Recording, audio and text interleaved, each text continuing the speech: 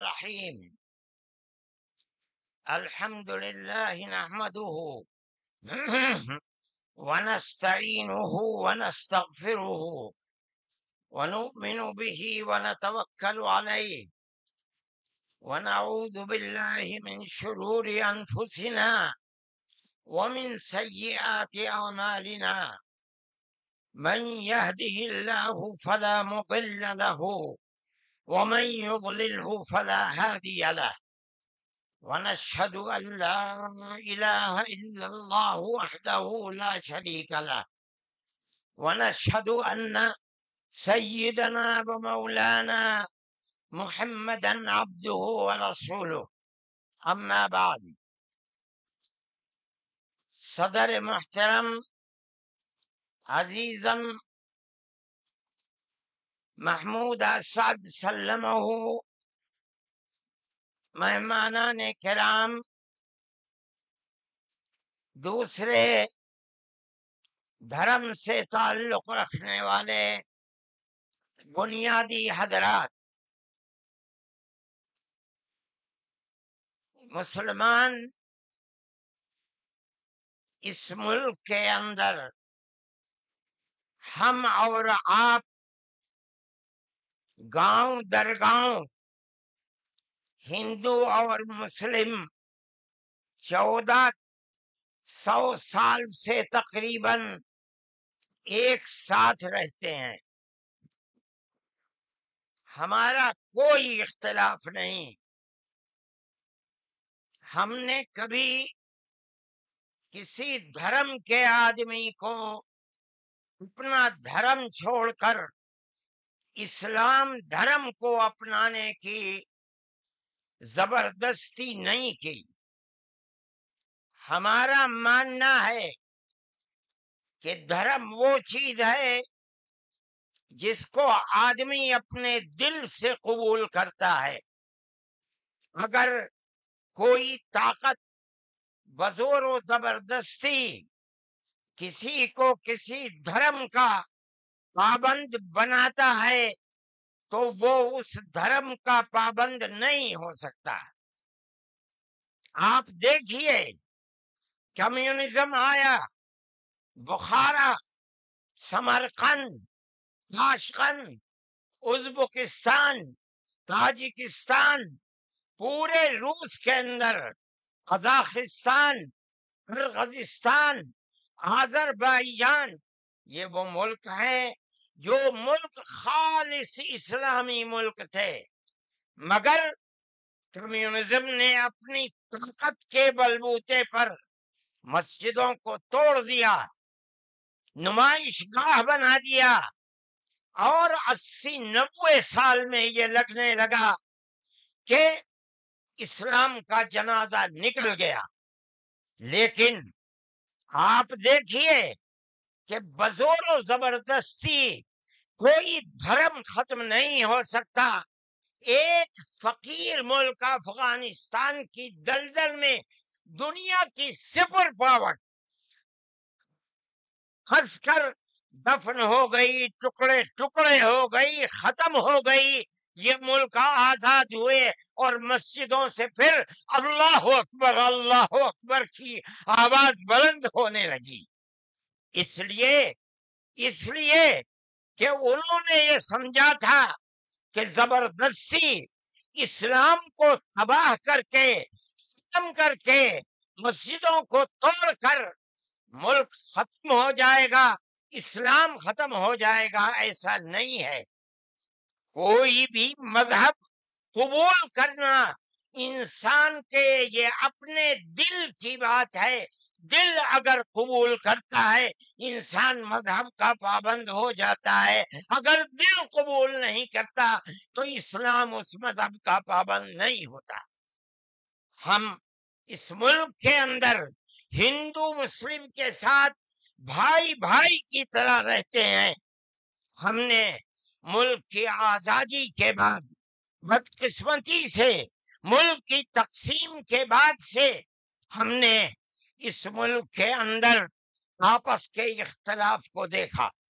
یہاں تک کہ اختلاف ہوتے ہوتے حکومتیں بدلتے بدلتے حکومت بی جے پی کی آئی. ہم نے کبھی یہ آواز نہیں سنی تھی. ہم نے یہ بھی سنا کہ ان 20 کروڑ مسلمانوں کو گھر واپس کرو. یہ آواز اس سے پہلے کبھی نہیں آئی تھی. فرقہ پرست ذہنیت اتنی آزاد ہو گئی کہ وہ یہ سمجھتی ہے کہ ہم 20 کروڑ مسلمانوں کو پھر دوبارہ واپس کر کے اپنے گھر کی طرف لے جائیں گے. یعنی اس کا مطلب ہے کہ ہم ان کو ہندو بنائیں گے، اس لیے کہ ہندو ان کا گھر ہے، ان کے باپ دادا ہندو تھے.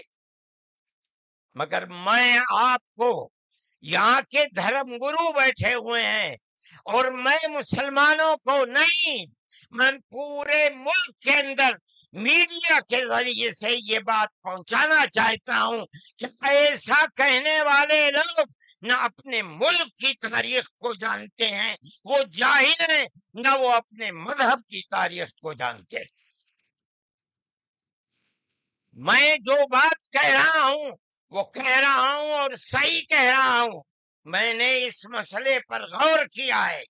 میں یہ کہتا ہوں مسلمانوں کو یہ بات سمجھنی چاہیے، اور یہ دھرم گرو بیٹھے ہیں ان کو بھی یہ بات سمجھنی چاہیے کہ جس طرح اللہ نے سب سے آخری نبی حضرت محمد صلی اللہ علیہ وسلم کو عرب کی سرزمین میں بھیجا ہے، اس کی حکمت ہے. وہ اگر چاہتا امریکہ میں بھیج دیتا، وہ اگر چاہتا ان کو افریقہ میں اتارتا، وہ اگر چاہتا سوئٹزرلینڈ میں اتارتا، وہ اگر چاہتا دنیا کے کسی ملک کے اندر اتارتا. لیکن اس کی حکمت کہ اس نے سب سے آخری نبی، نبیوں کے سردار کو اگر اتارا تو عرب کی سرزمین میں اتارا. بالکل اسی طرح مسلمان اور ساری دنیا سمجھے کہ بالکل اسی طرح نبی اول الزمان کو، حضرت آدم کو جو نبی تھے، سب سے پہلے ان کو بھارت کی دھرتی کے اندر اتارا. اگر وہ چاہتا تو آدم کو افریقہ میں اتار دیتا، اگر وہ چاہتا تو آدم کو عرب میں اتار دیتا، اگر وہ چاہتا روس کے اندر اتار دیتا. لیکن نہیں، وہ بھی جانتے ہیں، ہم بھی جانتے ہیں، ہمارا عقیدہ ہے، حدیث سے عقیدہ ہے کہ آدم کو دنیا میں اتارنے کے لیے اس بھارت کی دھرتی کا انتخاب کیا گیا. ان کے پاس کوئی آسمانی کتاب نہیں ہے. میں نے بڑے بڑے دھرم گروؤں سے پوچھا کہ آدم جو سب سے پہلا آدمی ہے آسمان سے اتارا، اللہ نے اتارا، وہ آدمی کس کی پوجا کرتا تھا؟ کوئی نہیں تھا. دنیا کے اندر یہاں ایک آدم تھا. اس آدم کو کہتے کیا ہو؟ لیکن چونکہ کوئی آسمانی کتاب نہیں ہے اس لیے لوگ مختلف باتیں کہتے تھے. لیکن بڑے بڑے دھرم گرو یہاں تک پہنچے، انہوں نے کہا کہ ہم اس کو منو کہتے ہیں. صحیح بات ہے، ہم آدم کہتے ہیں، یہ منو کہتے ہیں. ہم آدم کی اولاد کو آدمی کہتے ہیں. انگریزی بولنے والے ایڈم کہتے ہیں، فارسی اور عربی بولنے والے آدم کہتے ہیں، اور یہ اس کو منو کہتے ہیں جو اس بھارت کی دھرتی کے اوپر اترا. ہم آدم کی اولاد کو آدمی کہتے ہیں اور یہ منو کی اولاد کو منش کہتے ہیں. سوال یہ پیدا ہوتا ہے، میں نے بڑے بڑے دھرم گروؤں سے پوچھا، جب کوئی نہیں تھا، نہ شری رام تھے، نہ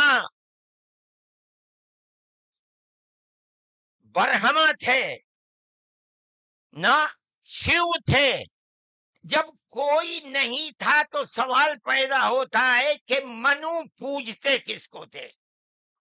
کوئی کہتا ہے کہ شیو کو پوجتے تھے، لیکن ان کے پاس علم نہیں ہے۔ بہت کم لوگ یہ بتاتے ہیں کہ منو کچھ نہیں تھا دنیا میں، وہ اوم کو پوجتے تھے۔ میں نے کہا اوم کون ہے؟